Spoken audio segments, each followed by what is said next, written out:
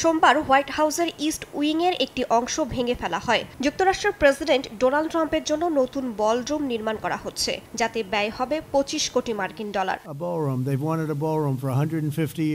এদিন হোয়াইট হাউসে আনুষ্ঠানিকভাবে বলরুমের নির্মাণ কাজ শুরুর ঘোষণা দেন ট্রাম্প। ইস্ট উইং পুরোপুরি আধুনিকায়ন করা হচ্ছে এবং এটি আগের চেয়ে আরও সুন্দর হবে বলে জানান মার্কিন প্রেসিডেন্ট। সেটি বিদ্যমান কাঠামোর কাছাকাছি হবে এবং তেমন কোনো পরিবর্তন আনা হবে না বলেও জানান তিনি। 90,000 বর্গফুটের এই বলরুমের ধারণ ক্ষমতা প্রায় 1,000 জন।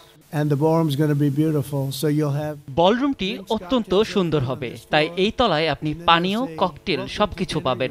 এমন একটি বলরুম দেখবেন, আমার মনে হয় না এর চেয়ে কেউ ভালো করতে পেরেছে। এটি হবে চমৎকার, অনেক মজা হবে। 1 শতকের বেশি সময়ের মধ্যে হোয়াইট হাউসে এটাই সবচেয়ে বড় সংযোজন বলে মনে করা হচ্ছে। ঐতিহ্যগতভাবে ইস্ট উইং যুক্তরাষ্ট্রের ফার্স্ট লেডির কার্যালয়। 1902 সালে এটি নির্মাণ করা হয় এবং 1942 সালে সবশেষ পরিবর্তন করা হয়েছিল। ডেন্টিস্টের পরামর্শ নাও নতুন কোলগেট অ্যাক্টিভ সল্ট।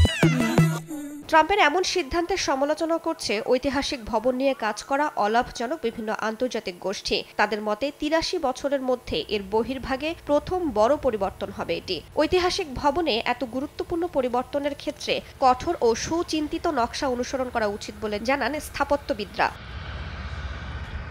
গত 2 শতাব্দী ধরে মার্কিন প্রেসিডেন্টের ঐতিহাসিক বাসভবন হিসেবে ব্যবহার হয়ে আসছে হোয়াইট হাউস। এর আগেও বেশ কয়েকবার হোয়াইট হাউসে রূপান্তর আনা হয়েছিল। সাবেক মার্কিন president Barack Obama white house tennis কোর্টকে বাস্কেটবল খেলার জন্য রূপান্তরিত করেছিলেন। রিচার্ড নিক্সনের আমলে বানানো সুইমিং পুলকে হোয়াইট হাউস প্রেস রুমে রূপান্তরিত করা হয়। এর আগে হ্যারি ট্রুম্যানের অধীনে সবচেয়ে বড় সংস্কারের কাজটি হয়েছিল। রাইসা জান্নাত, সময় সংবাদ।